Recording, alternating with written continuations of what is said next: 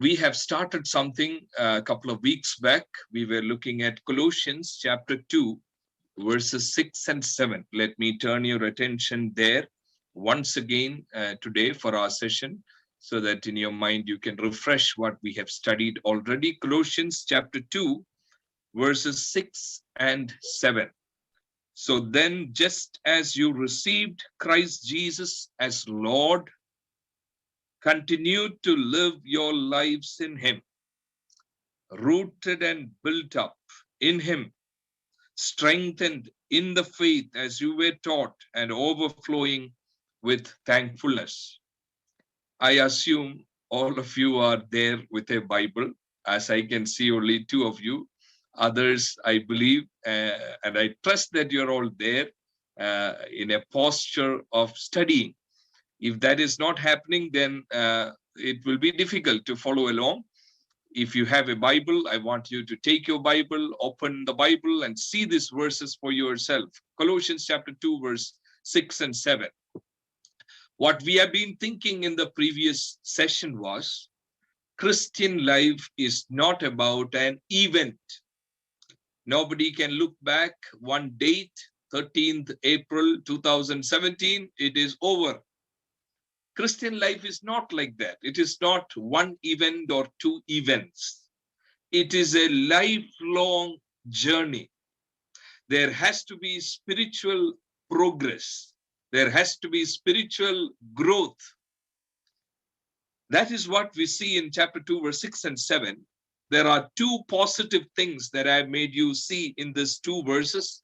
In verse 6, it says, they have received Christ Jesus. That is a positive thing.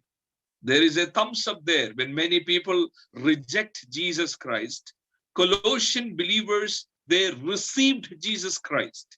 And in verse 7, there is another positive thing that you see. As you were taught. So two positive things are there. They received Jesus Christ and they are taught in the Word of God. Who has taught them? In chapter 1 and verse 7, we looked at in the previous session. In chapter 1, verse 7, you learned it from Epaphras. They have learned scriptures. They were not passive believers. They were not people who doesn't read the Bible. They were people who received Jesus Christ and were taught in Him. But these two things were not enough. That is what we were looking at. Receiving Jesus Christ is not the end of the story. Being taught or learning some things are not a guarantee that we are going to finish well. That is why in verse 6, you have received Christ Jesus, continue to walk in Him. What does walk represent? It is lifestyle. Unfortunately, sadly, many of the so-called believers, we have no clue about walking in Him. It is all the difference that most of the time we project before rest of the world is, I am baptized. I believe in Jesus. But when you look at we believers and rest of the world, what are the differences that we can see? Yes, in some contexts, maybe the color of shirt, or in some contexts, there are no jewels. Other than that, other than the claim of I confess Jesus, or I took water baptism, or this external one or two things. What is the real difference? The real difference is what is envisaged here. We are supposed to walk in Him. Walk denotes lifestyle. Lifestyle is not just changing the color of shirt or combing the hair in a certain way. Our attitude towards money changes. Our attitude towards position, pride changes. We will have a totally different outlook altogether when it comes to world. Our worldview changes. But as you know, Christians these days, for them, for most of us, our picture of Jesus is there in the morning, every day morning, waiting near our bedside. What can I do for you today? And we will say, Jesus, I want you to do this for me. I want a promotion. I want to migrate to Canada. I want to go to this place. I want this much of money. This is what we usually see. And we may fast and pray also to get it. But when you look at the rest of the world who doesn't believe in Jesus, their aspirations and desires are the same. They also want to go to Ireland. They also want to go to Canada. They also want to build houses. They also want to live comfortable lives. What is the real difference? That is when this word walk, continue to walk in him. In chapter 3, we see this word used in 3:7. Chapter 3:7. Before accepting Jesus Christ, before taking water baptism, there should be an old lifestyle. All of us should be able to look back and say, I was like that. I was looking at honor. I was looking at wealth. I was looking at becoming a big person in the sight of the world. That is what we see in chapter 3, verse 7. You used to walk. There is a previous life. Now, with previous life also, the maximum testimonies that we hear is, yeah, I was a chain smoker, or I was a drunkard.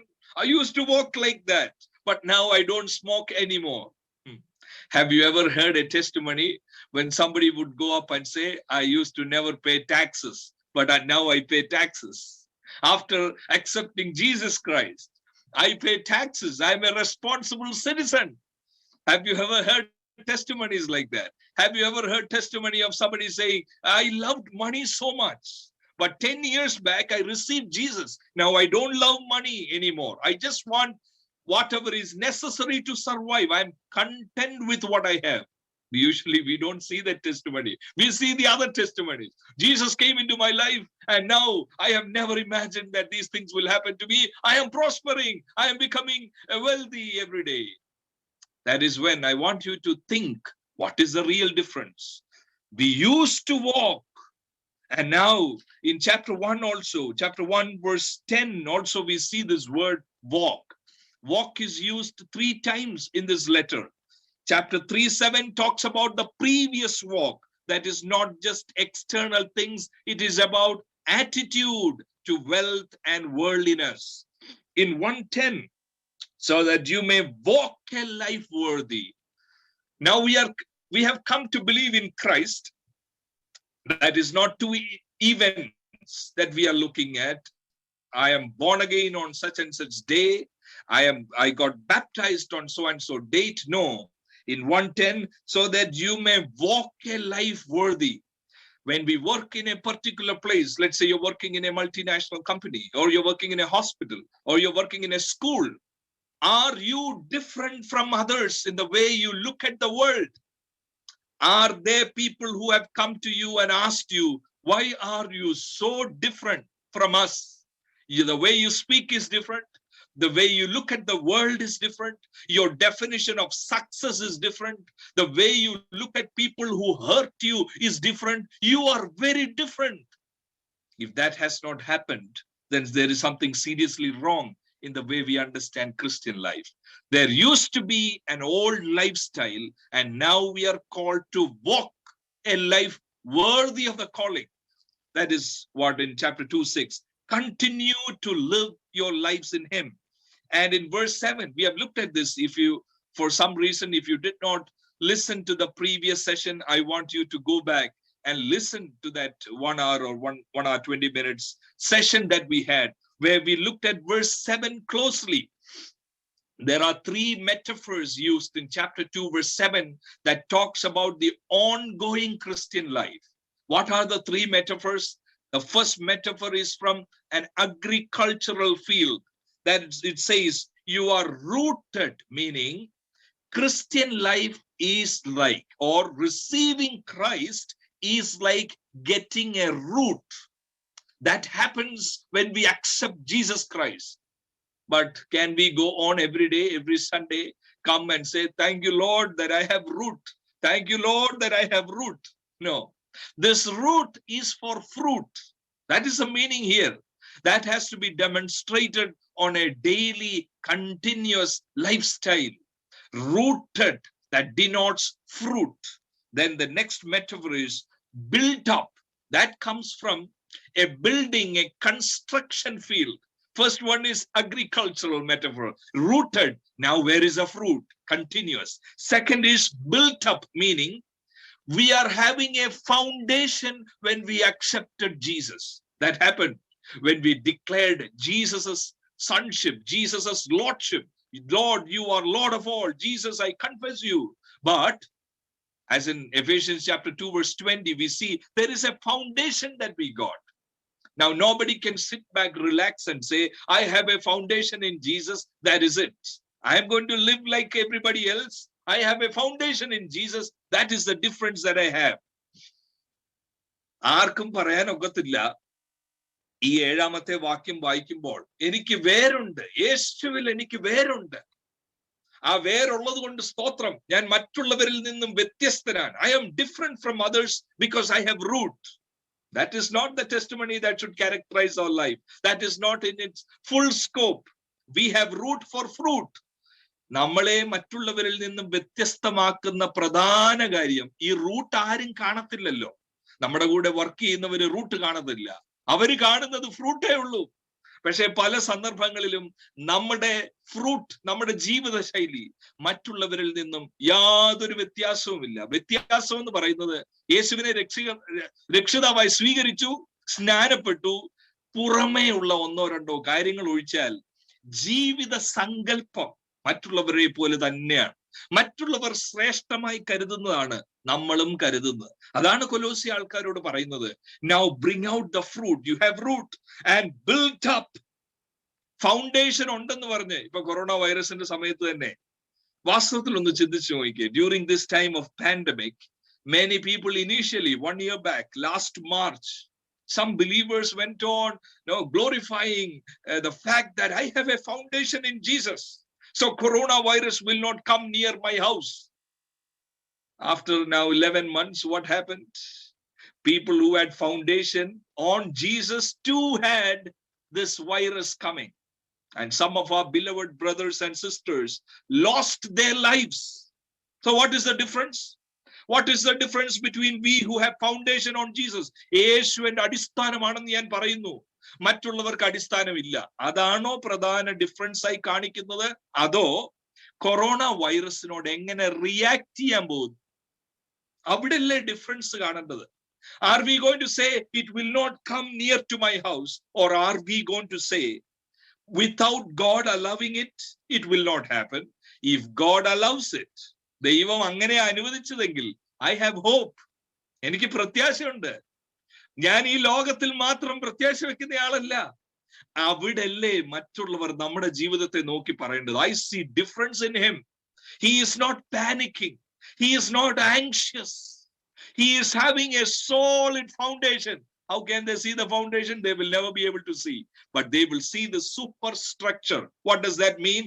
A built up എന്ന് പറഞ്ഞാൽ എന്റെ വായിൽ നിന്ന് വരുന്ന വാക്കുകളിലെ വിശ്വാസം അവർ കാണും.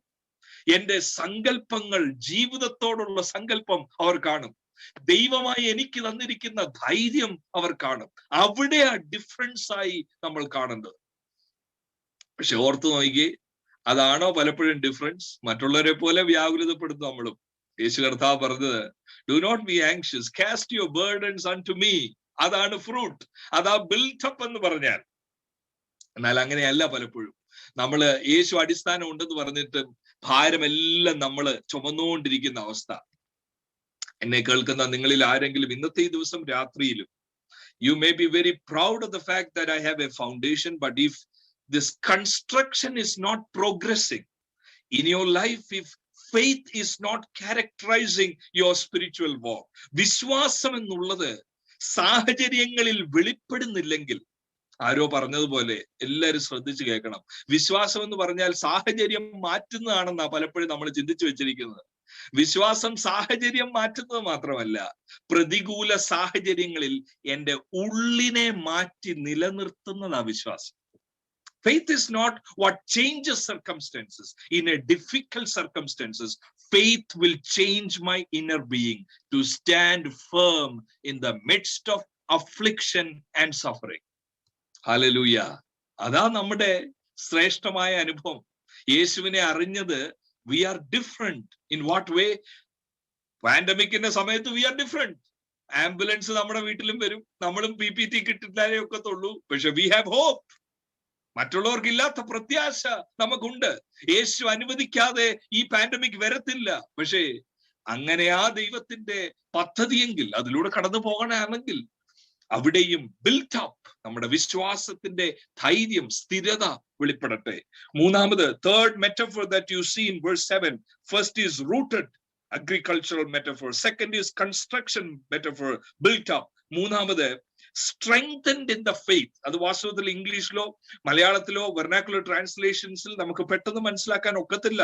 മൂലപദത്തിൽ അവിടെ strengthened ഉള്ളതെന്ന് എഴുതിയിരിക്കുന്നതിന്റെ പദത്തിന്റെ അർത്ഥം, it is like signing A contract.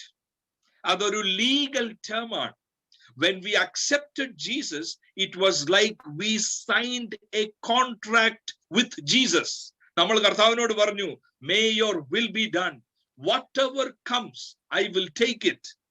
കർത്തൃ പ്രാർത്ഥനയിൽ പ്രാർത്ഥിക്കുന്നത് എന്താ? Thy kingdom come, thy will be done. A strengthened in the faith എന്ന് പറഞ്ഞാൽ we have signed a contract. പക്ഷെ ചിന്തിച്ചു നോക്കൂ, my dear beloved brothers and sisters, we may sing at times, Lord, let your will be done. We may sing in Malayalam, Ninde hidam pole ne nityam nadatidaname. But most of us have our own will. And we want that will to happen. And we are looking at Jesus as a person who can help us see that will accomplished. അതാണ് ഇന്നത്തെ ആത്മീയതയുടെ ഏറ്റവും വലിയ അപജയം. അതാണ് എല്ലാവരും അവരവരുടെ ഹിതങ്ങൾ വെച്ചുകൊണ്ടാണ് ഇരിക്കുന്നത്. ഞാൻ മുമ്പേ ഓർപ്പിച്ച പോലെ വിദേശ രാജ്യങ്ങളിൽ പോവാൻ nobody would pray, let your will be done, Lord. I don't mind living in India all my life. No, it is okay, I'm fine with that. എല്ലാവരും ഞാൻ പിടിച്ചു വെച്ച് പ്രാർത്ഥിക്കുക, I want to go. Paper move ചെയ്യട്ടെ, അതാ പ്രാർത്ഥിക്കുന്നു. പക്ഷെ അത് കഴിഞ്ഞിട്ട് പാടുമ്പോഴും നിന്റെ ഹിതം പോലെ എന്നെ നിത്യം നടത്തിടണമേ. We have to think, where is the fruit? യേശുവിനെ അറിയാത്തവർക്കും അവരെങ്ങനെയാണ് പല സ്ഥലങ്ങളിലും ഓടി നടന്ന് they want their will to happen. എല്ലാ രീതിയിലും, കുടുംബജീവിതത്തിലുള്ള ബന്ധത്തിലും സമൃദ്ധി.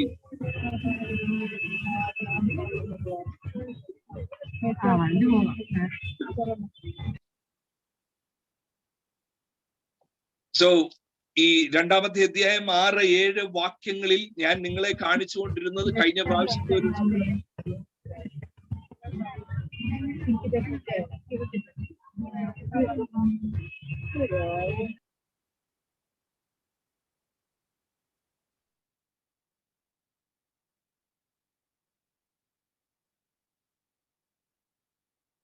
Yeah, thank you. That will help. കാരണം അല്ലെങ്കിൽ മറ്റുള്ളവരെ അത് ഡിസ്ട്രാക്ട് ചെയ്യുമല്ലോ. Thank you. So that is what we were looking at. ഈ ഒരു കൊലോഷ്യൻ ചർച്ച് എന്നുള്ളത് എല്ലാവരും ഇപ്പൊ 1-2 സെഷൻ നമുക്ക് ഇതെല്ലാം മനസ്സിലാക്കാൻ ഒക്കത്തില്ല. പക്ഷെ ഞാൻ നിങ്ങളെ ആഹ്വാനം ചെയ്യുക, Christian life is A journey. Practical Christianity is what we should look at, not theories, not formulas. I have done this, 2-3 things I have done it. Now I am a follower of Jesus. I am happy about that fact. അവിടാണ് 2:6-7 പറയുന്നത്, no, bring out the fruit.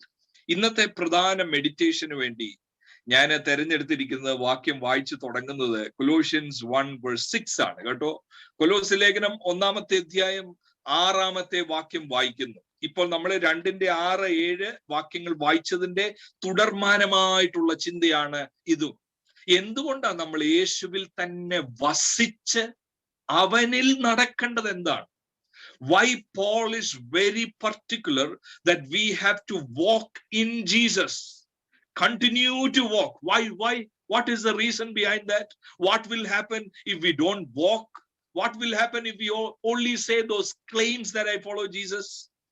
അതിന്റെ secret എന്നുള്ളത്, അതിന്റെ അടിസ്ഥാനം എന്നുള്ളത് chapter 1:6 ആണ്. ഞാൻ വായിക്കുന്നു ആ വാക്യം. In the same way the gospel is bearing fruit. Fruit എന്തിന്റെ ഫലമാ? ഫലമെന്നുള്ളത് എന്തിന്റെ പരിണിത ഫലമാണ്? Gospel is bearing fruit. In my practical life, if there is no difference from rest of the world, you know what does that denote? That just denote to the world, gospel did not work in me. It is as simple as that. Gospel did not work in my life. Pastor, what are you saying? Gospel is about we confessing Jesus Christ, isn't it? Yes, that is true.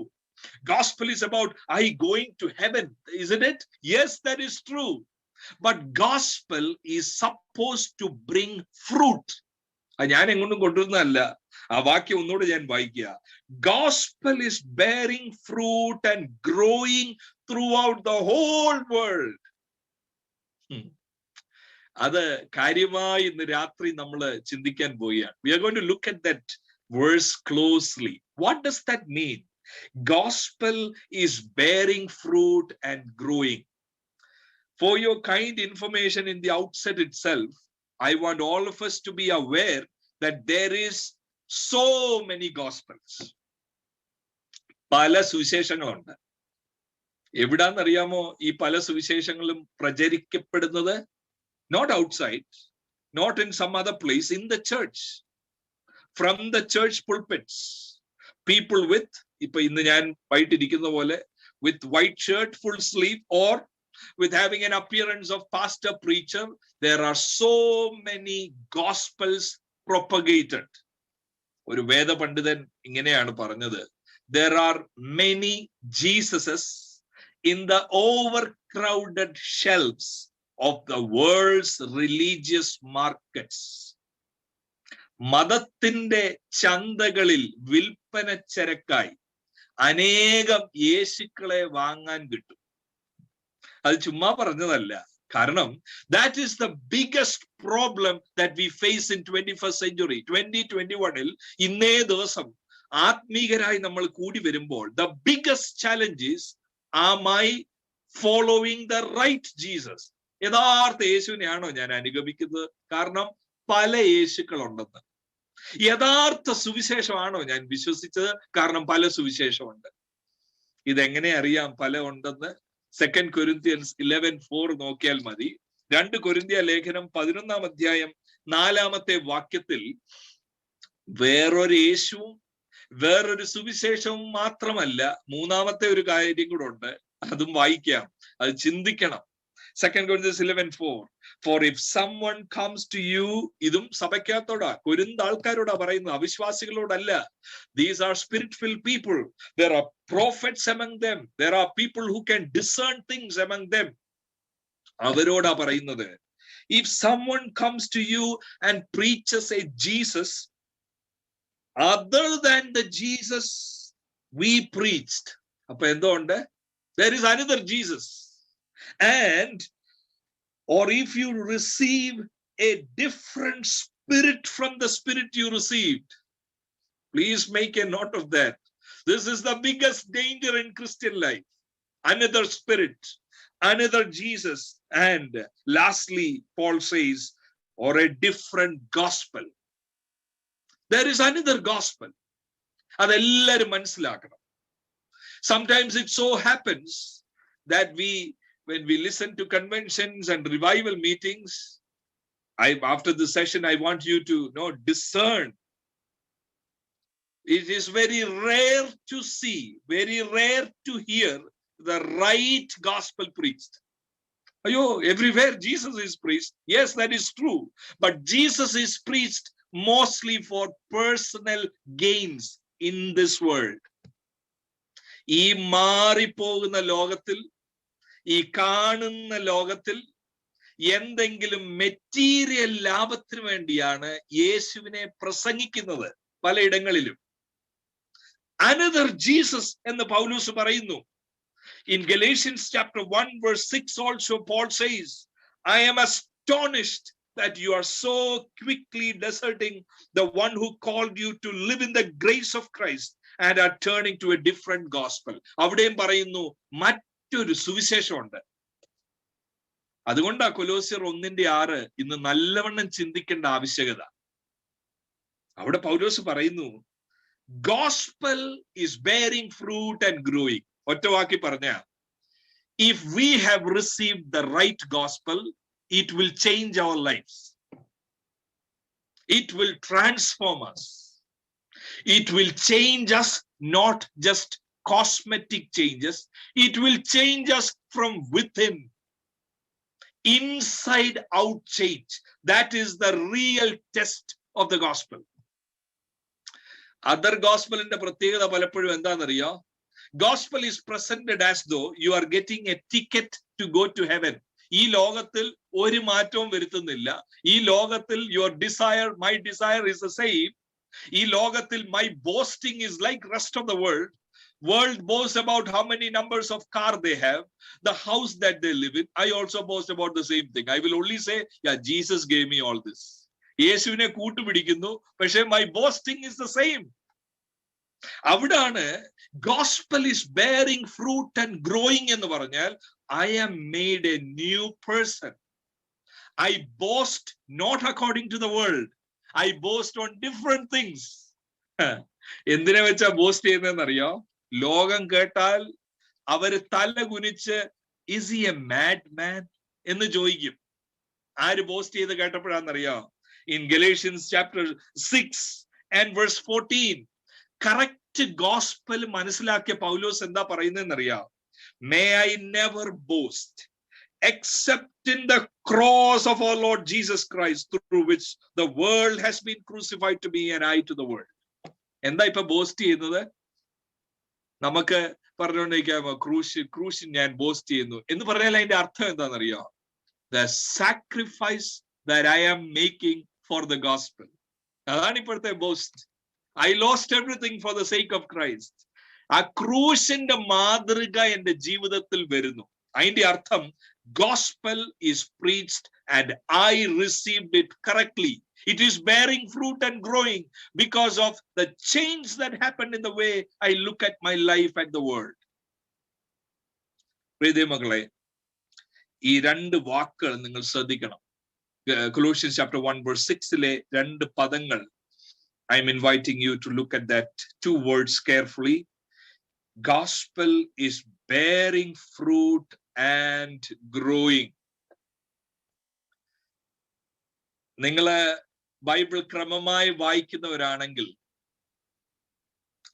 ഫലം കായ്ച്ച് വർദ്ധിക്കുന്നു എന്നുള്ള വാക്ക്, രണ്ട് വാക്ക് കേൾക്കുമ്പോഴേ നിങ്ങളുടെ മനസ്സിൽ കുറെ റെഫറൻസുകൾ വരും. ഞാൻ വായിച്ചിട്ടുണ്ട്, ഇത് ഞാൻ വായിച്ചിട്ടുണ്ട്, ഇത് ഞാൻ ഇന്നടത്തെല്ലാം വായിച്ചിട്ടുണ്ടല്ലോ. ഈ കാണുന്ന വാക്യം Colossians 1:6 എത്ര അടിസ്ഥാനപരമായി ക്രിസ്തീയ ജീവിതത്തിന് ആവശ്യമാണെന്നുള്ളത് I cannot stress enough the importance of understanding Colossians 1:6. പൗലോസ് ഇവിടെ ചെയ്യുന്നത് എന്താണെന്നറിയാമോ? He is not randomly saying something. Gospel is bearing fruit and growing. He is not just saying something. He has clear allusions in his mind of Old Testament scriptures. പഴയ നിയമത്തിലെ പല ഭാഗങ്ങളും പൗലോസിന്റെ മനസ്സിൽ ഓടി വരികയാ. സുവിശേഷം ഫലം കായ്ച്ചു വർദ്ധിക്കുക. പഴയ നിയമത്തിലെ പല സംഭവങ്ങൾ മനസ്സിൽ കിടക്കുക ഈ വാക്കുകൾ ഉദ്ധരിക്കുന്നതിലൂടെ. Where was this word found for the first time? Genesis 1:28. എന്താ Genesis 1:28-ൽ കാണുന്നത്? God blessed them and said to them, be fruitful and increase in number. In other words, be fruitful and multiply. അതേ വാക്കല്ലേ ഇത് 1:6 gospel is bearing fruit and growing. ദൈവം ആദമിനോട് പറയുന്ന വാക്ക് be fruitful and increase, be fruitful and multiply. അതേ വാക്ക് ഇവിടെ പറയുക gospel is bearing fruit and growing. എന്താ നടക്കുന്നതെന്ന് അടുത്ത 1-2 വാക്കുകൾ വായിച്ചിട്ട് ഞാൻ പറയാം. 1:28 കഴിഞ്ഞാൽ പിന്നെ എവിടെയാണെന്നറിയാമോ ഈ വാക്ക് കാണുന്നത്? Fruitful and multiply. ഉൽപ്പത്തി പുസ്തകം 5-ാമത്തെ അധ്യായം ഒക്കെ വായിക്കുമ്പോൾ wickedness has increased so much. ദൈവം അനുതപിക്കുന്നു എന്നാ പറഞ്ഞിരിക്കുന്നത്. മനുഷ്യരെ ഉണ്ടാക്കി പോയല്ലോ, അവരെ എല്ലാം ഞാൻ മാറ്റും. ദൈവത്തിന്റെ ഭാഷകളാ ആ ഉൽപ്പത്തി പുസ്തകം 5 മുതൽ ഇങ്ങോട്ട്. എന്നെ അനുസരിക്കുന്ന നോഹയും കുടുംബവും എനിക്ക് വേണം. പെട്ടകത്തിൽ കയറണം. Rest of humanity I'm going to wipe them away. കാരണം എന്താ? കാരണം 1:28 പോലെ അല്ല ഇവർ ജീവിക്കുന്നു. They are not like 128. They are not 128 people. Who are 128 people? People who are created in the image of God, in the likeness of God. They possess the character of God. They are representatives of God in this world. ദൈവത്തിന്റെ പ്രതിപുരുഷന്മാരായി ദൈവത്തിന്റെ സ്വഭാവത്തെ വെളിപ്പെടുത്തുന്ന, സർവ സൃഷ്ടിക്കും മുമ്പിൽ ദൈവത്തിന്റെ സ്വഭാവത്തെ വെളിപ്പെടുത്തി കാണിക്കുന്ന മനുഷ്യർ. പക്ഷെ ഉൽപ്പത്തി പുസ്തകം 3 അധ്യായം കഴിയുമ്പോഴത്തേന് കൊള്ളത്തില്ല, ഇവരെ കൊണ്ട് നടക്കത്തില്ല. അനുതപിക്കുന്ന ദൈവം, എന്നെ വെളിപ്പെടുത്തുന്നതിന് പകരം സ്വന്തം ഇഷ്ടങ്ങൾക്ക് ജീവിക്കുന്നവർ, wicked,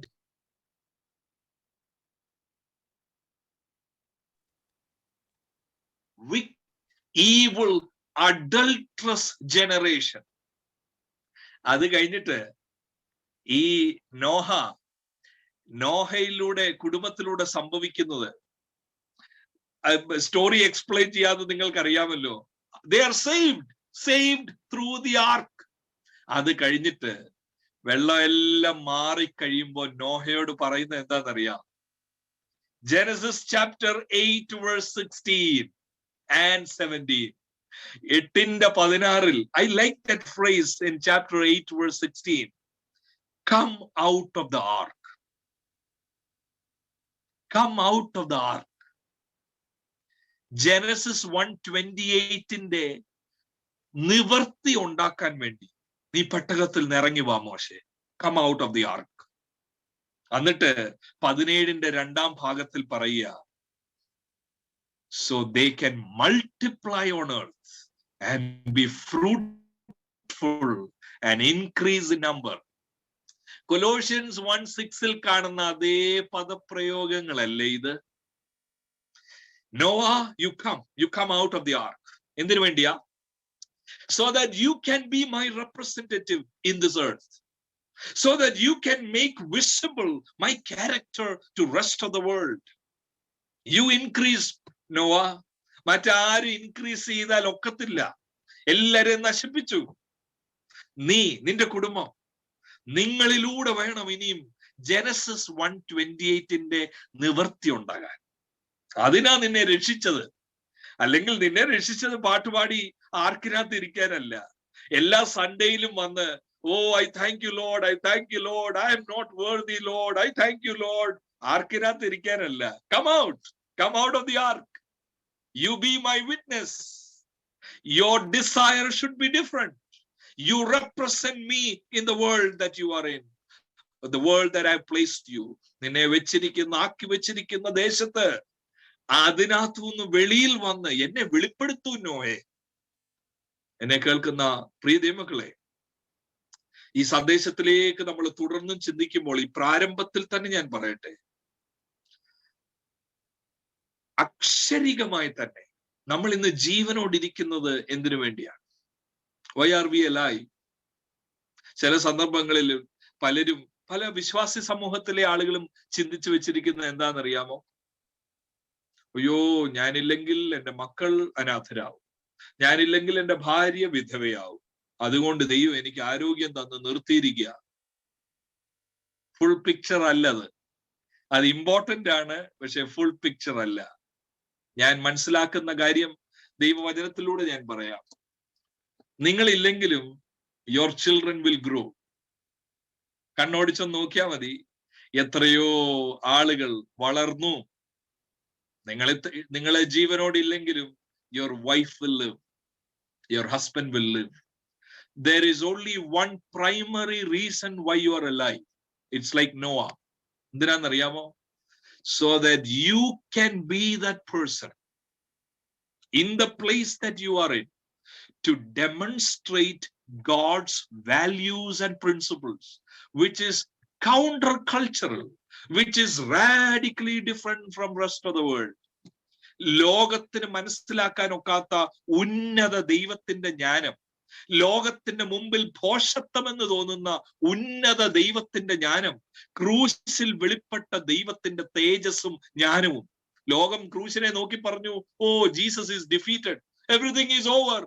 പക്ഷെ ദൈവം പറയാ, that was my wisdom.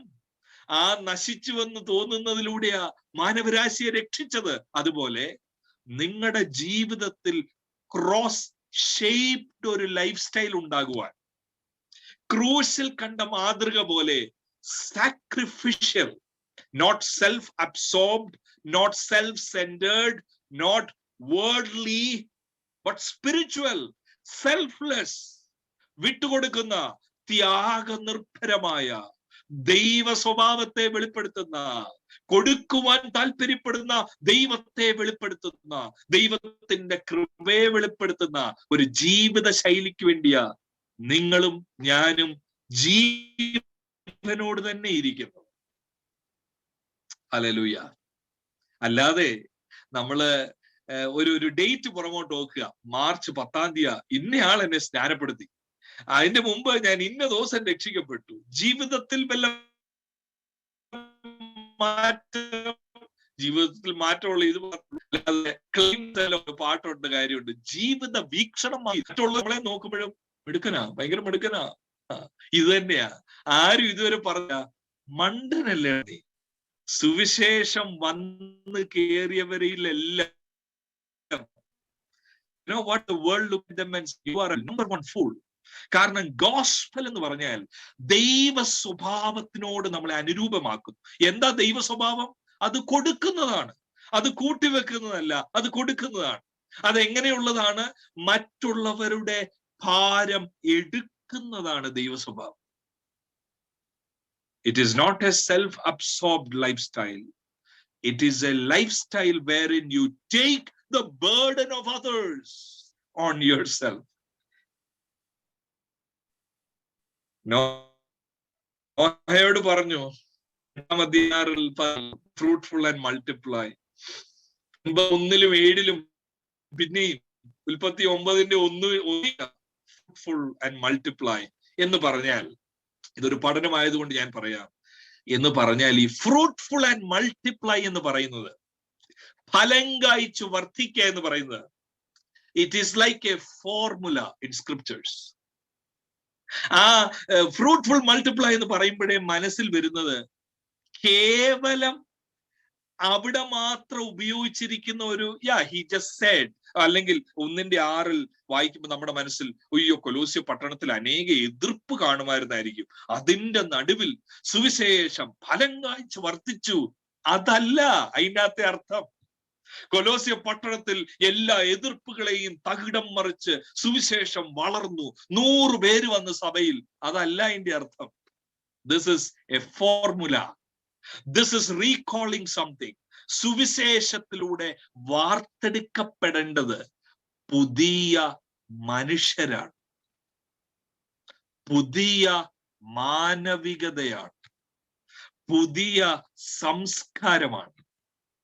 Through gospel, there should be a new humanity, a new society, new human beings who are different from others.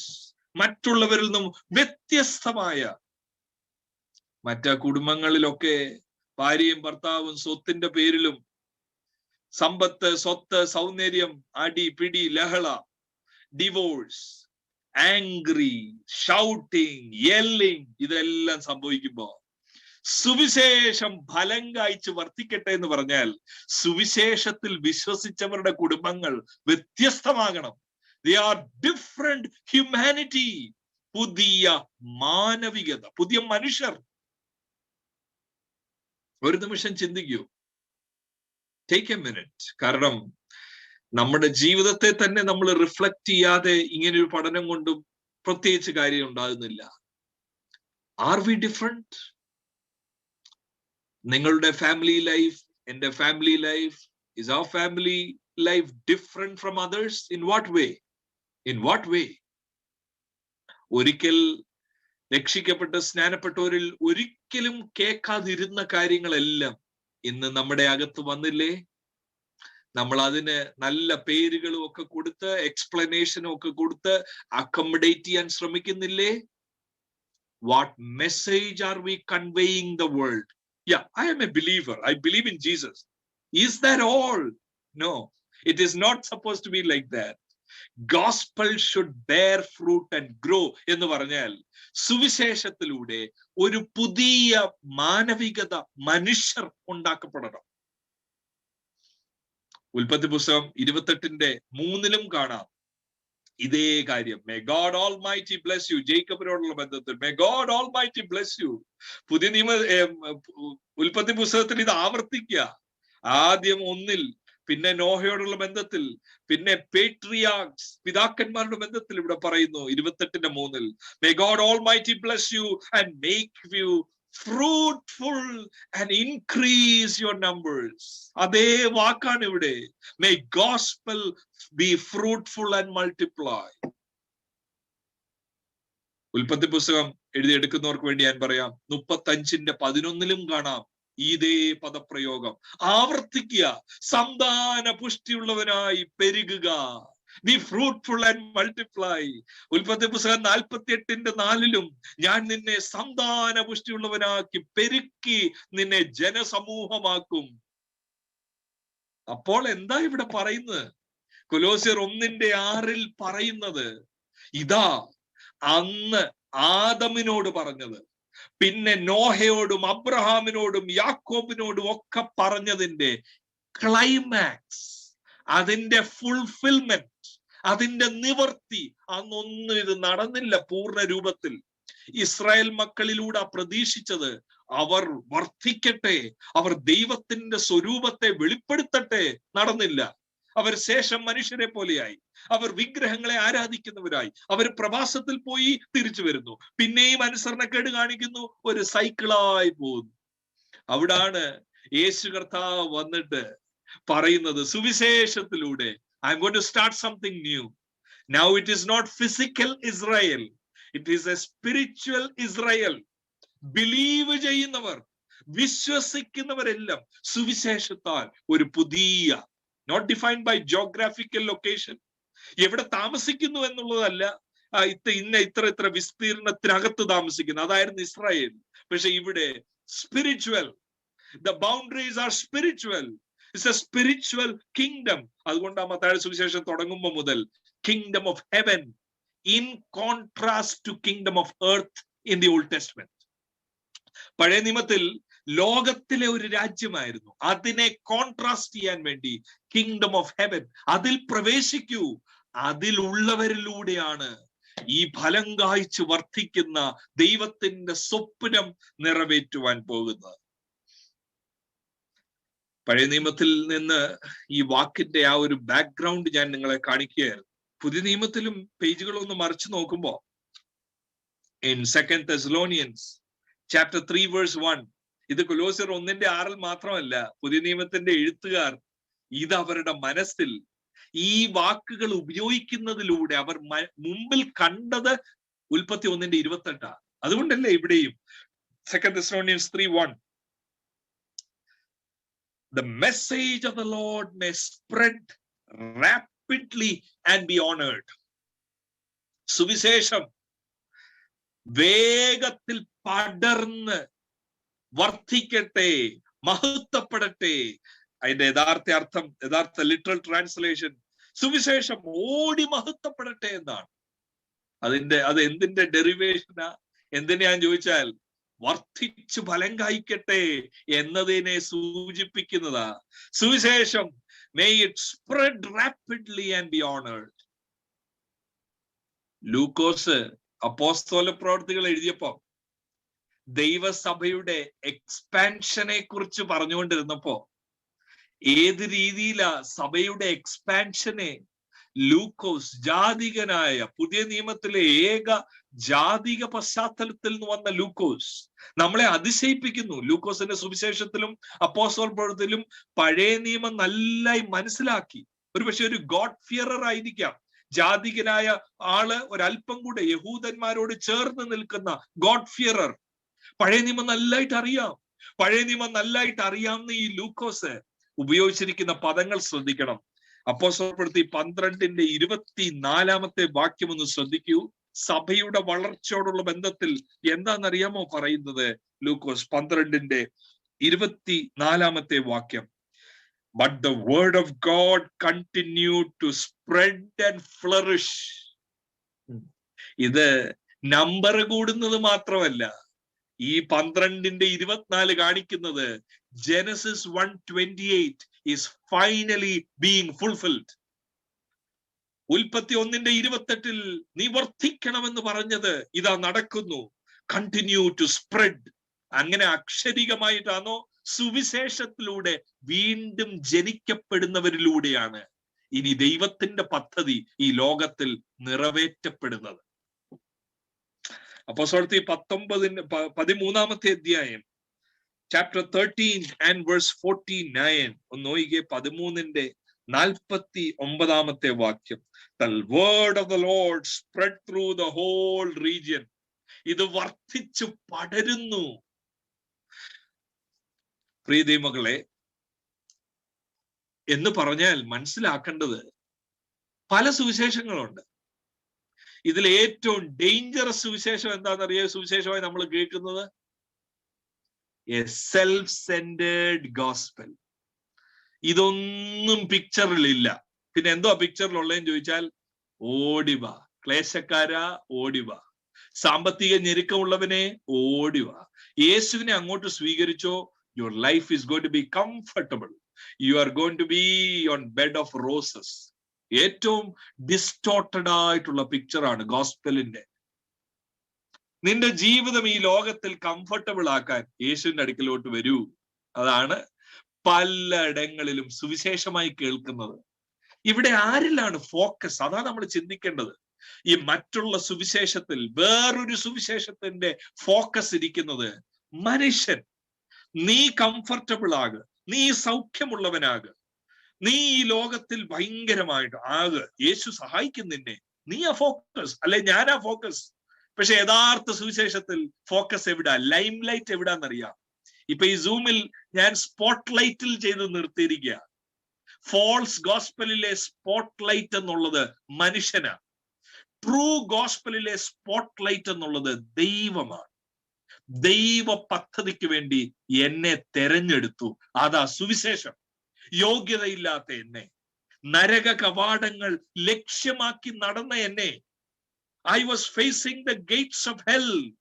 I was condemned to die. I was living in darkness. But with gospel I rescued. എന്നെ വിടുവിച്ചു, പുത്രന്റെ രാജ്യത്തിലാക്കി. എന്തിനു വേണ്ടിയാ? ഈ ലോകത്തിൽ കുറച്ച് ആഡംബരത്തിൽ ജീവിക്കാനാണോ? No, so that I can bear the image of God. ദൈവത്തിന് ഈ ലോകത്തിന്റെ പദ്ധതി, ദൈവത്തിന് ഈ ലോകത്തിൽ ചെയ്യാനുള്ളത് എന്നിലൂടെ ചെയ്യുവാൻ വേണ്ടി ഞാൻ ഏൽപ്പിച്ചു കൊടുക്കുന്നു. അതിനൊരവസരം എനിക്ക് കിട്ടുന്നു. അതാ സുവിശേഷത്തിലൂടെ സംഭവിക്കുന്നത്, യാഥാർത്ഥ്യമാകുന്നത്. ഇവിടെ നോക്കുമ്പോ ഈ കൊലോസ്യ ലേഖനം 1-ാം അധ്യായം 6-ാമത്തെ വാക്യമാണ് നമ്മൾ ചിന്തിച്ചുകൊണ്ടിരിക്കുന്നത്. അവിടുത്തെ ഒരു വാക്കാണ് നമ്മൾ ഇത്രയും നേരം ചിന്തിച്ചത്. സുവിശേഷം, the gospel is bearing fruit and growing എന്ന് പറഞ്ഞാൽ, ഞാൻ പറഞ്ഞു, there are many gospels. Worst presentation of gospel is self-centered gospel. സുവിശേഷങ്ങൾ ശ്രദ്ധിച്ച് വായിക്കുമ്പോൾ, പ്രത്യേകിച്ച് മർക്കോസിന്റെ സുവിശേഷത്തിൽ നിങ്ങൾക്ക് ആവർത്തിച്ച് കാണുവാൻ കഴിയും. എന്തെന്ന് ചോദിച്ചാൽ, സൗഖ്യമാക്കി കഴിയുമ്പോ യേശു അനേകരോട് പറയുന്ന ഒരു കാര്യമുണ്ട്. നിങ്ങൾ ശ്രദ്ധിച്ചിട്ടുണ്ടോ? സൗഖ്യമാക്കി കഴിയുന്നവരോട് യേശുവിന് പറയാനുള്ള ഒരു കാര്യമുണ്ട്. ഇതാരോടും പറയരുത്. Don't tell this to anyone. Don't tell this to anyone. വായിച്ചിട്ടുണ്ടോ? ഇതുവരെ അത് കണ്ട് വായിച്ച് ശ്രദ്ധിച്ചിട്ടില്ലെങ്കിൽ, I am urging you, open the scriptures with new light. പുതിയ കാഴ്ചപ്പാടോടെ സുവിശേഷങ്ങൾ വായിക്കുവാൻ തുടങ്ങൂ. യേശു എന്തിനെയാണ് പ്രൊജക്റ്റ് ചെയ്ത് കാണിച്ചത്? എന്റെ കൂടെ വന്നാൽ ഭയങ്കരമാകാൻ പോവാ. അതുകൊണ്ട് ഇവരെ നോക്കിയേ, ഇവൻ വന്നപ്പം സൗഖ്യം ഇല്ലായിരുന്നു, ഇപ്പൊ സൗഖ്യം കിട്ടി, ഇതുപോലെ നിന്റെ ജീവിതത്തിൽ നടക്കും. അതായിരുന്നു യേശു ശ്രമിച്ചത്. അതോ സൗഖ്യമായവരോട് പറയുക, don't say this to anyone, പറയരുത്. കാരണം എന്താണെന്നറിയോ? അങ്ങനല്ല എന്റെ അടുക്കൽ വരേണ്ടത്. ഇത് ഇന്ന് പറയുന്നതോ, നിങ്ങൾ ചിന്തിച്ചു നോക്കിയ ദൈവമക്കളെ, എവിടെയെങ്കിലും ഒരു സാക്ഷ്യം നടന്നിട്ടുണ്ടെങ്കിൽ അത് നമ്മൾ ഷൂട്ട് ചെയ്ത് പബ്ലിഷ് ചെയ്ത് എല്ലാരും വരും, എല്ലാരും വരും, എല്ലാരും വരും, എല്ലാരും വരും. എന്തിനും ചോദിച്ചാൽ ഐ വാണ്ട് ഹീലിംഗ്, അല്ലെങ്കിൽ I want my life to go well. ഏറ്റവും നല്ല ഒരു ഉദാഹരണം യോഹന്നാന്റെ സുവിശേഷം 6 കാണും. ഒരു നിമിഷം അങ്ങോട്ട് ടേൺ ചെയ്യുന്നതിലും കുഴപ്പമില്ല, കാരണം അത് മനസ്സിലാക്കിയിരിക്കണം. യോഹന്നാന്റെ സുവിശേഷം 6 നമ്മുടെ ഈ ഹ്യൂമൻ നീഡ്സ് ദൈവത്തിന് ഇമ്പോർട്ടന്റ് അല്ലേ? ഹ്യൂമൻ നീഡ്സ് തീർച്ചയായിട്ടും ഇമ്പോർട്ടന്റ്. അതുകൊണ്ടല്ലേ മത്തായിയുടെ സുവിശേഷം 6 പറയുന്നതും 5, 6 ഒക്കെ പറയുന്നത്, seek ye first the kingdom of God and his righteousness. മുൻപേ അവന്റെ രാജ്യവും നീതി അന്വേഷിക്കൂ, അതോടുകൂടെ ഇതൊക്കെയും നിനക്ക് ലഭിക്കും. ഏതൊക്കെയും? ഉണ്മാനുള്ളത്, ഉടുക്കാനുള്ളത്, ബേസിക് നീഡ് തരും. പക്ഷേ അതിനുവേണ്ടി എന്റെ ജീവിതം എല്ലാം നല്ലായി പോകാൻ വേണ്ടി ഞാൻ വരിക.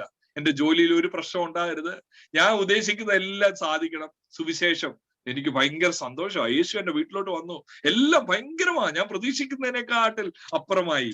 അതല്ല പ്രിയ ദൈവമക്കളെ സുവിശേഷത്തിന്റെ സത്ത് എന്നുള്ളത്. ഈ യോഹന്നാന്റെ സുവിശേഷം 6 ശ്രദ്ധിക്കണം. യോഹന്നാൻ സുവിശേഷം 6 ആദ്യ ഭാഗത്ത് 1 മുതൽ 15 വരെ അവിടെ നടക്കുന്ന 5 അപ്പം കൊണ്ട് 5000 പേരെ പോഷിപ്പിക്കുന്ന കാര്യമാണ്. പലപ്പോഴും നമ്മളിപ്പോ സുവിശേഷ പ്രസംഗത്തിന് കൺവെൻഷനൊക്കെ ഇത് നമ്മൾ പ്രസംഗിച്ച് നല്ല രീതിയിൽ അവതരിപ്പിക്കാൻ കൂടെ അറിയാമെങ്കിൽ എന്തോ പറയും, വഴിയിൽ വെച്ച് തളർന്നു പോകാൻ ദൈവം സമ്മതിക്കത്തില്ല, ദൈവം ഒന്നും ഇല്ലാത്തടത്ത് പ്രവർത്തിക്കും, 5 അപ്പം മതി, ഉള്ളത് കയ്യിലോട്ട് കൊടുത്താൽ മതി, ഭയങ്കര ഉണർവോടെ നടക്കും. പക്ഷെ ഇവിടെ ശ്രദ്ധിക്കേണ്ട കാര്യം എന്താണെന്നറിയാം? ശ്രദ്ധിക്കേണ്ട കാര്യം, യേശുവിന് ഇത് ചെയ്യാൻ കഴിയും, ചെയ്തു. ഈ ആൾക്കാരെല്ലാം എക്സൈറ്റഡ് ആയി. ഏതാൾക്കാര്? അപ്പം കഴിച്ചവരെല്ലാം ഭയങ്കര എക്സൈറ്റഡ്. അങ്ങനെ ആകത്തില്ലേ ഇന്നും? പെട്ടെന്നൊരു ജോലിയുള്ള ബന്ധത്തിലോ ശാരീരികമായിട്ട് വന്നാൽ we get very excited. Wow Jesus, I never knew you, you are very powerful. ഇവരെന്തോ ചെയ്തതെന്നറിയാം? നെക്സ്റ്റ് ഡേയിൽ യേശുവിന്റെ അടുക്കലോട്ട് വെച്ചു വിട്ടു. 6-ാമത്തെ അധ്യായം 24-ാം വാക്യം ശ്രദ്ധിക്കൂ. ചാപ്റ്റർ 6:24. അവിടെ എഴുതിയിരിക്കുന്നത് ഇങ്ങനെയാ: once the crowd realized that neither Jesus nor his disciples were there. അവർ അന്വേഷിക്കുക, യേശുവിനെ കണ്ടില്ല, പക്ഷെ യേശു അപ്പുറത്തെ അക്കരയ്ക്ക് പോയെന്ന് കണ്ടപ്പം they got into the boats and went to Capernaum. അടുത്ത വാക്ക് എന്താ? in search of Jesus. അവർ യേശുവിനെ തപ്പി ഓടുക. ഇപ്പൊ നമ്മൾ ചിന്തിക്കുന്നതിന്റെ വെളിച്ചത്തിൽ പറഞ്ഞ അവർ സുവിശേഷം കേൾക്കാൻ അങ്ങ് ഓടുക, അവർ സുവിശേഷം യേശുവിനെ അങ്ങ് കിട്ടാൻ ഓടുക. they are in search of Jesus. ഇന്നത്തെ ആനുകാലികമായിട്ടുള്ള ഒരു പ്രഭാഷകനാണെങ്കിൽ ഇതിനെ എന്തോ വിളിക്കുമെന്നറിയാമോ? ചാപ്റ്റർ 6:24 എന്തോ വിളിക്കുമെന്ന് ചോദിച്ചാൽ this is revival. This is nothing but revival. Previous day Jesus fed the multitudes. Today they are in search of Jesus. They left their homes, they left their jobs. അവർക്ക് ഇപ്പൊ യേശുവിനെ മതി. യേശുവേ, ആ സ്നേഹം മതി എനിക്ക്, ആ ക്രൂശ് മതി എനിക്ക്. പക്ഷെ എന്താണെന്നറിയാം അകത്തിരിക്കുന്നേ? എനിക്ക് അപ്പം വേണം. ഇന്നലത്തെ അപ്പം നല്ലതായിരുന്നു, ഞാൻ പ്രതീക്ഷിക്കുന്നതിനെക്കാട്ടിൽ. ഞാൻ ഓർത്ത് വീട്ടിൽ ചെന്ന് ഉണ്ടാക്കി കഴിക്കണമെന്നാ, പക്ഷേ അയ്യോ, കുബൂസ് വന്നു, ഫിഷ് വന്നു, ഇറ്റ് വാസ് നൈസ്. യേശു അവരോട് പറയുന്നത് എന്താണെന്നറിയാം? യേശുവിന്റെ അടുക്കലോട്ട് ധൃതി വെച്ച് വരുന്നവരോട് പറയുക 26-ാമത്തെ വാക്യത്തിൽ. 26 ഭയങ്കരമായി ചിന്തിക്കേണ്ട വാക്യം. Very truly I tell you, you are looking for me. നിങ്ങൾ എന്നെ അന്വേഷിക്കുക. Not because you saw the signs. എന്ന് പറഞ്ഞാൽ ഞാൻ ആരാണെന്ന് അറിഞ്ഞുകൊണ്ടല്ല വരുന്നത്. ഇന്നലെ ഈ 5 അപ്പം കൊണ്ട് 5000 പേരെ പോഷിപ്പിച്ചപ്പോ നിങ്ങൾക്ക് മനസ്സിലാകണമായിരുന്നു ഞാൻ ദൈവമാണെന്ന്. അതറിഞ്ഞുകൊണ്ടല്ല വരുന്നത്. എന്റെ ദൈവത്വത്തെ തിരിച്ചറിഞ്ഞല്ല വരുന്നത്. എന്തിനാ വരുന്നതെന്നറിയാം? You not coming because you have seen the sign I perform, but you because you ate the loaves. നിങ്ങളെ കഴിച്ചതിന്റെ രുചി മാറിയില്ല, അതിനാ വരുന്നത്. ഇന്നും അപ്പം വേണം. പ്രിയദൈവമക്കളെ, നിങ്ങളുടെ പ്രാർത്ഥനാ വിഷയങ്ങൾ എന്തുവാണ്? What are your prayer request? ഞാൻ മുമ്പേ പറഞ്ഞ പോലെ, it's one thing to study about gospel bearing fruit, totally another thing to evaluate our life. Is gospel bearing fruit in my life? What is your prayer request? ആദ്യത്തെ prayer requestകൾ എന്താണ്? Is it some material things? Material കാര്യങ്ങൾക്ക് വേണ്ടി പ്രാർത്ഥിക്കേണ്ട എന്നാണോ? അല്ല, സ്തോത്രത്തോടെ അറിയിക്കത്രേ വേണ്ടത് എന്ന് Philippi ലേഖനത്തിലുണ്ട്. ചോദിക്കുന്നതിനെക്കാട്ടിൽ മുമ്പേ അറിയാവുന്ന ഒരു പിതാവിനോടാ ചോദിക്കുന്നത്, അല്ലാതെ പിടിച്ചു വാങ്ങിക്കാനൊന്നും നിൽക്കണ്ട ഉപവാസത്തിലൂടെ. അതിനുള്ളതല്ല ഉപവാസം. ഉപവാസം എന്നെ തന്നെ ശോധന ചെയ്യുവാനും ശുദ്ധീകരിക്കുവാനും ഉള്ളതാണ്. ദൈവത്തിലേക്ക് അടുക്കുവാനുള്ള ഉപാധിയായിട്ടാണ് ഉപവാസത്തെ, അല്ലാതെ പിടിച്ചു വായിക്കാനല്ല. എന്റെ ഇഷ്ടം സാധിക്കാനുള്ള ഹർത്താലല്ല ഉപവാസം. ഇവിടെ സംഭവിച്ചത് എന്താണെന്നറിയാം? ഇവിടെ അടുത്ത ദിവസം യേശുവിന്റെ അടുക്കൽ ഈ മെറ്റീരിയൽ കാര്യത്തിന് വേണ്ടി, സുവിശേഷം മെറ്റീരിയലിസം ആണെന്ന് ചിന്തിച്ച് വന്നവരോട് യേശു പറയുക, ഈറ്റ് മൈ ഫ്ലഷ്, എന്റെ ശരീരം, എന്റെ ഈറ്റ് മൈ ഫ്ലഷ്. 53-ാമത്തെ വാക്യം മുതൽ എഴുതിയിട്ടുണ്ട്. Very truly I tell you, unless you eat the flesh of the son of man and drink his blood you have no life in you. എന്തോ സംഭവിച്ചത്? 6:1 മുതൽ 15 വരെ മെറ്റീരിയൽ വേൾഡിൽ നടന്ന ഒരു മിറക്കിളാ. പക്ഷെ ഇവിടെ കാണുന്നത് യേശു വന്നതിന്റെ യഥാർത്ഥ ഉദ്ദേശം മെറ്റീരിയൽ വേൾഡിൽ കുറച്ച് ചെങ്ക തരാനല്ല, സൗഖ്യം തരാനല്ല, to lift people to spiritual realities. ആ സ്പിരിച്വൽ റിയാലിറ്റിയിലേക്ക് വലിച്ചു പൊക്കാൻ വേണ്ടിയാണ് ഈ മെറ്റീരിയൽ വേൾഡിൽ അത്ഭുതങ്ങൾ ചെയ്യുന്നത്. അതുകൊണ്ട് സൈൻ എന്ന് വിളിച്ചിരിക്കുന്നത്. It is a sign post. നിങ്ങളുടെ ജീവിതത്തിൽ if God has done a miracle in your life, it is not just to make your life comfortable. It is a sign that you should serve him. He is true God. He is living God. Then expect miracle every other week. We are supposed to serve him looking at who he is, not just what he will give me if I go to the church regularly. ഇവിടെ ഇത് പറയുമ്പോൾ ഞാൻ സാറിന് പറയും, ഈ 666 എന്നുള്ളത് നമുക്ക് ഓർത്തിരിക്കുക. 666 യോഹന്നാൻ 6:66 എന്താന്ന് അറിയാമോ? ഓർത്തിരിക്കാൻ വേണ്ടി പറയുക. 666 വെളിപ്പാട് പുസ്തകത്തിലാ. ഇവിടെ ചാപ്റ്റർ 666 എന്താണെന്നറിയാം? കള്ള സുവിശേഷത്തെ പൊളിക്കുന്ന യേശു. പൊളിച്ചു കഴിഞ്ഞപ്പോൾ എന്ത് നടക്കുന്നു? 66 ഫ്രം ദിസ് ടൈം, ആ സമയം മുതൽ മെനി ഓഫ് ഹിസ്, എന്തോ അടുത്ത വാക്ക്, ശിഷ്യന്മാർ, many of his disciples turned back and no longer followed him. ഇപ്പൊ ഇന്നത്തെ ദിവസവും സംഭവിക്കുന്നത് എന്താണെന്നറിയാം? കൊലോഷ്യൻസ് 1:6 ആണ് കറക്റ്റ് ഗോസ്പൽ നമ്മൾ ചിന്തിച്ചുകൊണ്ടിരിക്കുന്നത്. ഗോസ്പൽ എന്ന് പറഞ്ഞാൽ എന്നെ ദൈവത്തിന്റെ കുടുംബത്തിലേക്ക് അഡോപ്റ്റ് ചെയ്തിരിക്കുന്നു, എന്നെ രക്ഷിച്ചിരിക്കുന്നു, എന്നെ ഷിഫ്റ്റ് ചെയ്യിപ്പിച്ച് കിങ്ഡം ഓഫ് ഗോഡിൽ കൊണ്ടുവന്നു. എന്തിനാ? എന്റെ ബെനിഫിറ്റിന്. ഈ ലോകത്തിൽ ഞാൻ അങ്ങ് വിലസി ആഡംബരത്തിൽ ജീവിക്കാനല്ല. ഈ ലോകത്തിൽ എന്റെ ആവശ്യങ്ങൾ ദൈവം തരും. എന്തിന് ആത്യന്തികമായി കൊണ്ടുവന്നെന്ന് ചോദിച്ചാൽ, ദൈവത്തിന് എന്നിലൂടെ ദൈവരാജ്യത്തിന്റെ തത്വങ്ങൾ പ്രദർശിപ്പിക്കപ്പെടണം. ദൈവരാജ്യത്തിന്റെ തത്വം എന്റെ മഹത്വമല്ല, എന്റെ സാമ്പത്തിക ലാഭമല്ല, എനിക്ക് കിട്ടിയ പ്രമോഷന്റെ സാക്ഷ്യമല്ല. അതിനെക്കാട്ടി വലിയ സാക്ഷ്യം ഈ ലോകത്തിലുള്ളവർ പറയും. ഞാൻ പലപ്പോഴും ചിന്തിക്കും, നിങ്ങളും ചിന്തിക്കണം ദൈവമക്കളെ. നമ്മൾ പലപ്പോഴും നമ്മുടെ ഈ മെറ്റീരിയൽ വലിയ വലിയ കാര്യങ്ങൾ പറയുമ്പോ ലോകത്തിൽ സുവിശേഷം വിശ്വസിക്കാത്തവർക്ക് ആ സാക്ഷി എന്തായിട്ട് തോന്നും? നമുക്ക് കിട്ടിയ ഒരു പ്രൊമോഷനോ വല്ലതും നമ്മള് പറയുക, അയ്യോ യേശു ഭയങ്കരമാണ്, എന്റെ ജീവിതത്തിൽ എനിക്ക് പ്രൊമോഷൻ. ലോകത്തിലുള്ളവന് ഇതിന്റെ എത്ര മടങ്ങ് അപ്പുറം പറയാനുണ്ടെന്നറിയാം. സുവിശേഷത്തിൽ വിശ്വസിക്കാത്ത ആൾക്കും പ്രൊമോഷൻ കിട്ടും. ഇന്ത്യയിലെ ഏറ്റവും വലിയ ധനികൻ പെന്റക്കോസ്റ്റൽ ബിലീവർ അല്ല, ദൈവവുമായിട്ട് നമ്മൾ ഈ പറയുന്ന സുവിശേഷത്തിൽ വിശ്വസിക്കാത്ത ആളാണ്. എന്തെങ്കിലും മുട്ടുണ്ടോ? എന്തെങ്കിലും കുറവുണ്ടോ? ഇന്റർവ്യൂ എടുത്താ പറയും, more than what I expected, my gods have given me this. പിന്നെ what is the difference between we and others? അവിടാണ് ചിന്തിക്കേണ്ടത്. സുവിശേഷത്തെ ഈ ലോകത്തിലെ വിൽപ്പന ചരക്കായി മാറ്റരുത്. യേശു അതല്ല സങ്കല്പം ചെയ്തത്. യേശു പറഞ്ഞത്, this kingdom is very different from worldly kingdoms. You really need spiritual perspectives to understand this kingdom. It's a spiritual kingdom. It's a kingdom that demands a lot of sacrifice. It is a kingdom that demands so much out of you. അതുകൊണ്ടല്ലേ പറയുന്നത്, count the cost before you come to believe in gospel. സുവിശേഷത്തിൽ വിശ്വസിക്കുന്നതിന് മുമ്പ് ഇരുന്ന് ആലോചിക്കണം, is this going to really work out? എന്നെ കൊണ്ട് ഇത് ഒക്കുമോ? അതൊരു വീട് പണിയുന്നത് പോലെയാ. കോസ്റ്റ് എല്ലാം, no, it is not going to, I cannot give up my rights and privileges. I cannot give up my comfort. അങ്ങനാണെങ്കിൽ ഏത് സുവിശേഷമാണ് നമ്മൾ പ്രദർശിപ്പിക്കുന്നത് എന്നുള്ളതാണ് ചിന്തിക്കേണ്ടത്. കൊലോസ്യർ 1:6 ഞാൻ നിങ്ങളെ മടക്കി കൊണ്ടുപോവുകയാണ്. വളരെ പ്രധാനപ്പെട്ട കാര്യങ്ങളാണ് നമ്മൾ ചിന്തിക്കുന്നത്. വേറൊരു സുവിശേഷമുണ്ട്. ആ സുവിശേഷം എന്താന്ന് ചോദിച്ചാൽ എന്റെ ലാഭം. യഥാർത്ഥ സുവിശേഷം എന്താന്ന് ചോദിച്ചാൽ ദൈവ പദ്ധതി നിവർത്തിക്കാനായി ഒരു കൂട്ടം ആളുകളെ ദൈവ സുവിശേഷത്തിലൂടെ വിളിച്ചിരിക്കുന്നു. അതാ യഥാർത്ഥ കുടുംബത്തെ യഥാർത്ഥ സുവിശേഷത്തിൽ നടക്കുന്നത്.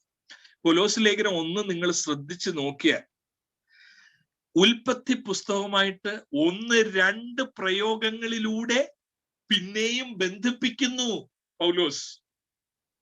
1:6 ഞാൻ പറഞ്ഞു, ഉൽപ്പത്തി പുസ്തകം 1:28 ഇവിടെ കാണുന്നത്, ഫലം കായ്ച്ചു വർദ്ധിക്കുക. അതുപോലാണ് 1:10 വാക്യം എന്ന് പറഞ്ഞാൽ പൗലോസിന്റെ മനസ്സിൽ ഉൽപ്പത്തി പുസ്തകം ഉണ്ടായിരുന്നു. ഇത് എഴുതുമ്പോൾ സുവിശേഷത്തിലൂടെ സംഭവിക്കുന്നത് ഒരു പുതിയ സമൂഹം ഉടലെടുക്കുകയാണ്. ഏദൻ തോട്ടത്തിൽ ആദമിനെ ഉണ്ടാക്കിയതുപോലെ സുവിശേഷത്തിലൂടെ പുതിയ മനുഷ്യർ ഉണ്ടാക്കുന്നു. അതാ നടക്കുന്നത്. 1:10 നോക്കിയേ. സകല സൽപ്രവൃത്തിയിലും എന്താ ഫലം കായ്ച്ച്. അവിടെ പിന്നെയും വരിക ഉൽപ്പത്തി 1:28 ഫലം കായ്ച്ച് ദൈവത്തെ കുറിച്ചുള്ള പരിജ്ഞാനത്തിൽ വളരണമെന്നും 2 പദവും വന്നു. ഫലം കായ്ക്കണം, വളരണം. 1:6 എന്താ?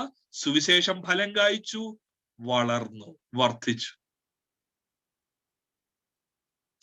ഇങ്ങനെ ദൈവവചനം പഠിക്കുവാൻ ദൈവം നമുക്ക് തരുന്ന ഈ വിലപ്പെട്ട അവസരത്തിനായി ഞാൻ ദൈവത്തിന് സ്തോത്രം ചെയ്യുകയുമാണ്. കാരണം ഒരു ധൃതി പ്രസംഗത്തിൽ ഒരിക്കലും നമ്മൾക്ക് ശാന്തമായി ഇങ്ങനെ ചിന്തിക്കുവാൻ സാധിക്കുകയില്ല. ആ ഒരു 40-45 മിനിറ്റോ പെട്ടെന്ന് ഈ പറഞ്ഞ പോലെ മനുഷ്യ കേന്ദ്രീകൃതമായ ദൂത് എന്ന പരിവേഷത്തിൽ ആളുകളെ അപ്പോൾ ത്രസിപ്പിക്കുന്ന വൈകാരിക തലത്തിൽ ഒരു ഉണർവുണ്ടാക്കുന്ന കാര്യങ്ങളാ പലപ്പോഴും. എന്നാൽ അതിനപ്പുറമായി യാഥാർത്ഥ്യം എന്താ? യാഥാർത്ഥ്യം എന്തിനാ എന്നെ വിളിച്ചിരിക്കുന്നത്? ദൈവ പദ്ധതിക്ക് വേണ്ടി ഫലം കായ്ക്കണം, വർദ്ധിക്കണം. എങ്ങനെ? ദൈവ സ്വരൂപത്തോട് അനുരൂപമാകുമ്പോൾ അങ്ങനെയാ ഫലം കായ്ക്കുന്നത്, അല്ലാതെ ഈ ലോകത്തിലെ സമൃദ്ധിയിലല്ല. നോക്കി 1:15 പിന്നെയും ഉൽപ്പത്തി പുസ്തകമായിട്ടുള്ള ഒരു കണക്ഷൻ കാണാം. The son is the image of the invisible God. അദൃശ്യനായ ദൈവത്തിന്റെ പ്രതിമയും, അടുത്ത വാക്ക് സർവ സൃഷ്ടിക്കും ആദ്യജാതനം. അവിടെയും സൃഷ്ടിപ്പിനെ കുറിച്ച് പറയുന്ന ഒരു ഭാഷ. കൊലോസ് ലേഖനം 1 വായിക്കുമ്പോൾ സൂക്ഷ്മമായി പഠിക്കുന്ന ഒരു വിദ്യാർത്ഥിക്കും ഒരു ഭക്തനും ഉൽപ്പത്തി പുസ്തകം മനസ്സിൽ വെക്കാതെ വായിക്കാൻ കഴിയാത്തതുപോലെയാണ്. 1:6 സുവിശേഷം ഫലം കായ്ച്ചു വർദ്ധിക്കണം. 1:10 സകല സൽപ്രവൃത്തിയിലും ഫലം കായ്ച്ചു വർദ്ധിക്കണം. 1:15 സർവ സൃഷ്ടിക്കും ആദ്യജാതനായ യേശു. ഇവിടെ ഒരു കാര്യം നിങ്ങൾ ശ്രദ്ധിക്കണം. ഈ യേശുവിനെ സർവ സൃഷ്ടിക്കും ആദ്യജാതൻ എന്നുള്ള ആ പ്രയോഗം ഇവിടെ വെക്കാൻ കാരണം എന്താ പറയുന്നേ? ശ്രദ്ധിച്ചു കേൾക്കണമേ. എന്താ പറയുന്നതെന്ന് ചോദിച്ചാൽ, പുതിയ സൃഷ്ടി നടത്തുവാൻ എന്തുകൊണ്ടും അധികാരമുള്ളയാളാണ് യേശു. അതിനാ ഇത് പറയുന്നത്. സർവ സൃഷ്ടിക്കും ആദ്യജാതൻ എന്ന് പറഞ്ഞാൽ എല്ലാത്തിനെക്കാട്ടിൽ മുമ്പേ ഉണ്ടായപ്പെട്ടവൻ എന്നല്ല. ആദ്യജാതൻ എന്ന് പറഞ്ഞാൽ it's A title denoting pre eminence, authority. ദാവീദിനെ കുറിച്ച് പറഞ്ഞിട്ടുള്ള ഒരു വാക്കാണിത്. ദാവീദ് ആദ്യജാതൻ എന്ന് പറഞ്ഞാൽ ആദ്യം ജനിച്ചവനെന്നല്ല, അധികാരമുള്ളവൻ. യേശു സർവ സൃഷ്ടിക്കും ആദ്യജാതൻ എന്ന് പറഞ്ഞാൽ സൃഷ്ടിപ്പ് നടത്തുവാൻ, പുതിയ മാനവികത കൊണ്ടുവരാൻ, പുതിയ സംസ്കാരം കൊണ്ടുവരാൻ, പുതിയ മനുഷ്യരെ ഉണ്ടാക്കുവാൻ അധികാരമുള്ള പുതിയ മനുഷ്യൻ. ആ സങ്കല്പമാണ് അവിടെ. അതുകൊണ്ടല്ലേ ദൈവമക്കളെ 1 കൊരിന്ത്യർ ലേഖനം 15 2 പ്രയോഗങ്ങൾ നിങ്ങൾക്ക് കാണാം. സാധാരണ 1 കൊരിന്ത്യർ 15 നമ്മൾ ഈ ഫ്യൂണറലിന്റെ സമയത്ത് വളരെ ധൃതി വെച്ച് വായിക്കുന്നതുകൊണ്ട് സുവിശേഷവുമായിട്ട് അതിനെ ബന്ധിപ്പിച്ച് ചിന്തിക്കാറില്ല. പക്ഷേ അത്യാവശ്യമായി മനസ്സിലാക്കേണ്ട 2 പദങ്ങളുണ്ട് 1 കൊരിന്ത്യർ 15. എന്താണെന്നറിയാം? 15:45 ഒടുക്കത്തെ ആദാം. The last Adam. എന്താ അങ്ങനൊക്കെ പറഞ്ഞാൽ ചോദിച്ചാൽ, ഉൽപ്പത്തി പുസ്തകം 1:28 സൃഷ്ടിക്കപ്പെട്ട ആദാം പ്രതിനിധാനം ചെയ്ത മനുഷ്യർ, ആ മനുഷ്യ വംശാവലിയിൽ നിന്നും ഇതാ ലാസ്റ്റ് ആഡം നിൽക്കുന്നു. ആ ആദം പ്രതിപുരുഷനായി മനുഷ്യർക്ക് വേണ്ടി നിന്നതുപോലെ യേശുവിലായാൽ പുതിയ സൃഷ്ടികളാകാം, പുതിയ മനുഷ്യരാകാം, ഒരു പുതിയ മാനവികത തുടങ്ങിയിരിക്കുന്നു. He is the last Adam. He is a representative figure of humanity, not like Genesis 1. Here is a new human being. ആരാ ന്യൂ ഹ്യൂമൻ ബീയിങ്? ജീസസ്. യേശുവിലായാൽ we become new. എങ്ങനെ? കോസ്മെറ്റിക് ചേഞ്ച് ആണോ? ഒന്ന് ചിന്തിച്ചു നോക്കിയേ. കോസ്മെറ്റിക് ചേഞ്ച് ആയിട്ട് ഇതിനെ മാറ്റിയാൽ എത്ര തരംതാണ ഒരു അണ്ടർസ്റ്റാൻഡിങ് ആണത്. ഇപ്പോൾ ഞാൻ പറഞ്ഞ പോലെ വൈറ്റ് ഷർട്ട് മാത്രമാണ് ഇതിന്റെ ലക്ഷണമെങ്കിൽ 400 രൂപയുടെ കാര്യമല്ല ഉള്ളൂ ഒരാൾക്ക് വൈറ്റ് ഷർട്ട് ഇടാൻ. അല്ലെങ്കിൽ ഹെയർ സ്റ്റൈൽ മാറ്റുന്നതാണെങ്കിൽ ചിലർ ചെയ്യുന്ന പോലെ തിങ്കളാഴ്ച മുതൽ ശനിയാഴ്ച വരെ ഒരു രീതിയിൽ മുടി ചെയ്യുന്നു, ഞായറാഴ്ച ചർച്ചിലായതുകൊണ്ട് വേറൊരു രീതിയിൽ ഞാൻ പുതിയ സൃഷ്ടിയായി. ഇത് വൈകല്യ പിക്ചർ അല്ലേ? വൈകല്യം. പുതിയ സൃഷ്ടി എന്ന് പറഞ്ഞാൽ വെളിയിൽ മാത്രമല്ല, വെളിയിൽ വരും, അകത്ത് നടന്നതിന്റെ പ്രതിഫലനം. അകത്ത് എന്ത് നടക്കണം? അകത്ത് സൽപ്രവർത്തികൾ എന്ന് പറഞ്ഞാൽ ലോകത്തിന് മനസ്സിലാക്കാൻ ഒക്കാത്ത യേശുവിൽ കണ്ട ആ സ്വഭാവം വെളിപ്പെടണം. ശത്രുക്കളെ പോലും സ്നേഹിക്കുന്ന സ്വഭാവം. ക്രൂശിൽ കടന്നുകൊണ്ട് ശത്രുക്കൾ പടയാളികളോട് പറയുന്നത്, എന്റെ ദൈവത്താൽ നിശ്ചയം അനുഗ്രഹം പ്രാപിച്ചിടും ഞാൻ. അല്ല, എന്റെ ദൈവത്താൽ എന്നെ എതിർക്കുന്ന ശത്രുക്കളെല്ലാം ഛിന്ന ഭിന്നമായി പോകും എന്റെ ദൈവത്താൽ. അതല്ല ക്രൂശിൽ. ക്രൂശിൽ എന്താണെന്നറിയാം? Father forgive them, for they do not know what they are doing. നിങ്ങൾ വർക്ക് ചെയ്യുന്ന സ്ഥാപനത്തിൽ നിങ്ങളെ ഒരാൾ നിങ്ങളുടെ പ്രൊമോഷൻ തടയുകയും he is against you, what will be your response? Will you start praying against him? Lord, transfer him to some other place.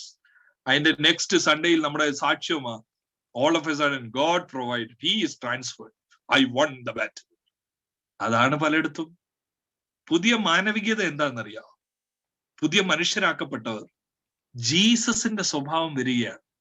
ശത്രുക്കൾ പീഡിപ്പിക്കുന്ന, promotion തടയുന്നു, ജൂനിയറിനെ promote ചെയ്യുന്നു. പക്ഷെ റെസ്പോൺസ് എന്താണെന്നറിയാം? Father, let your will be done. I pray for them. I bless them. പഴയ ഉടമ്പടിയിൽ ഒരിക്കലും ഇത് കാണത്തില്ല. അവിടെ ശത്രുക്കൾ ഇല്ലാതാകുന്നു, ദൈവം യുദ്ധം ചെയ്യുന്നു. പുതിയ നിയമത്തിൽ യേശു ഒരു പുതിയ മാനവികത കൊണ്ടുവന്നു. പുതിയ മനുഷ്യർ എന്ന് പറഞ്ഞാൽ their thinking is different. ശത്രുക്കൾ എന്ന് പറയുന്ന ആ ഒരു തസ്തിക ഇപ്പോൾ സ്നേഹിക്കുന്ന ഒബ്ജക്ട്സ് ആയി മാറി. ശത്രുക്കൾ എന്ന് പറഞ്ഞ് റിവെഞ്ച് എടുക്കാൻ, റിറ്റാലിയേറ്റ് ചെയ്യാൻ, അവെഞ്ചേഴ്സ് ആകാൻ, നോ. അതിനുവേണ്ടി പ്രാർത്ഥിക്കുക, അതിനുവേണ്ടി ഉപവസിക്കുക, നോ.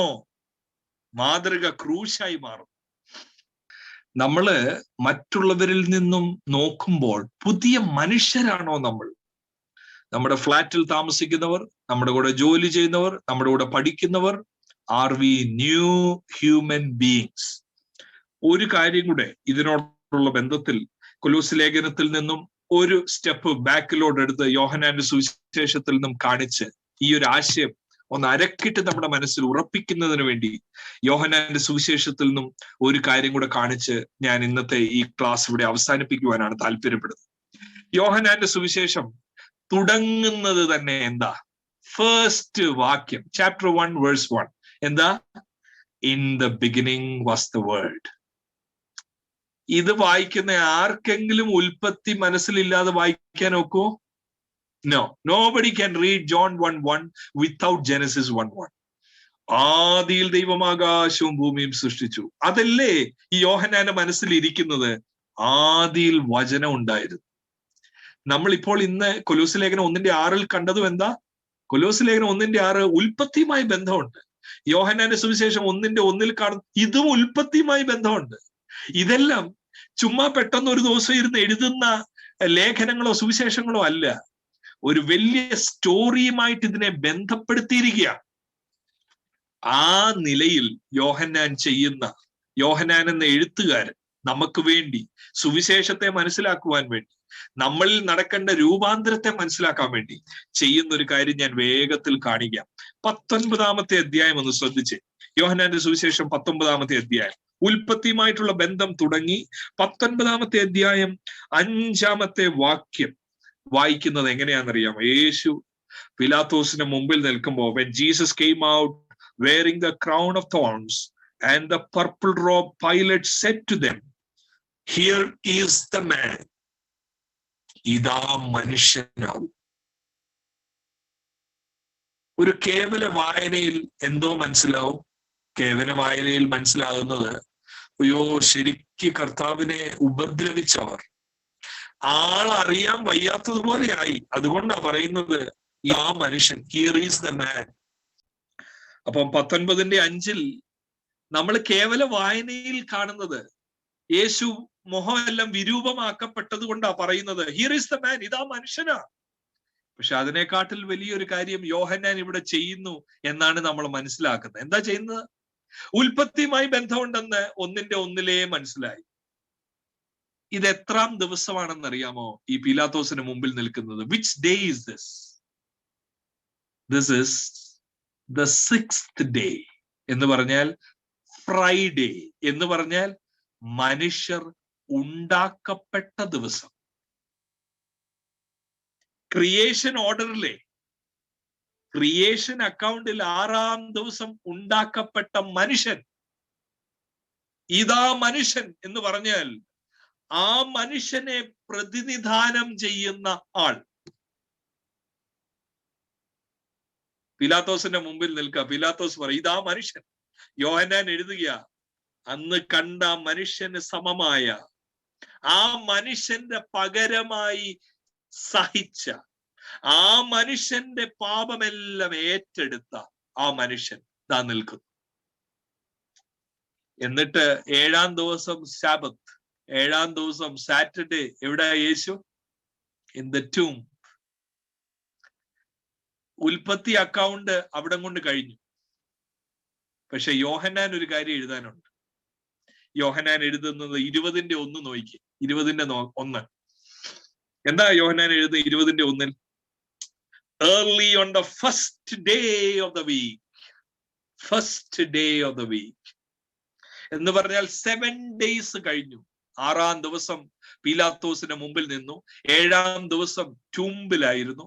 ഇത് ഒരർത്ഥത്തിൽ പറഞ്ഞാൽ this is the 8th day, അല്ലെങ്കിൽ ഫസ്റ്റ് ഡേ, സൺഡേ. അടുത്തൊരാഴ്ച തുടങ്ങുന്നു. ഈ ആഴ്ച ഉൽപ്പത്തിയിൽ ഇല്ല. ഈ first day of the week ഇല്ല.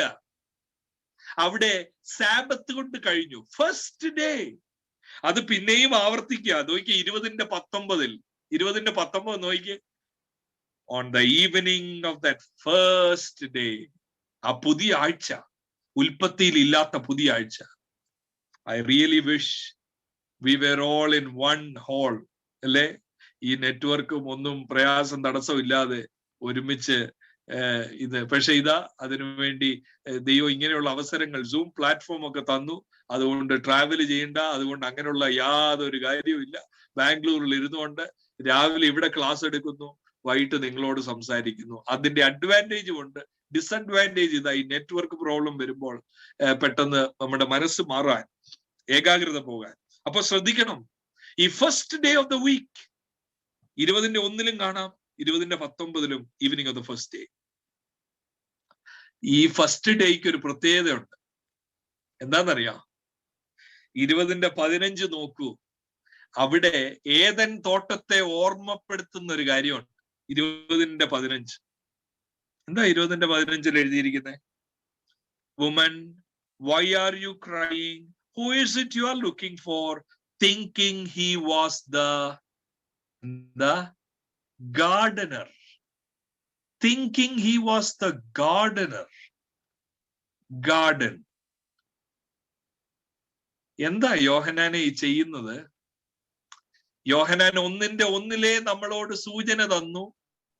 ഉൽപ്പത്തിയുമായി എന്റെ പുസ്തകത്തിന് ബന്ധമുണ്ട്.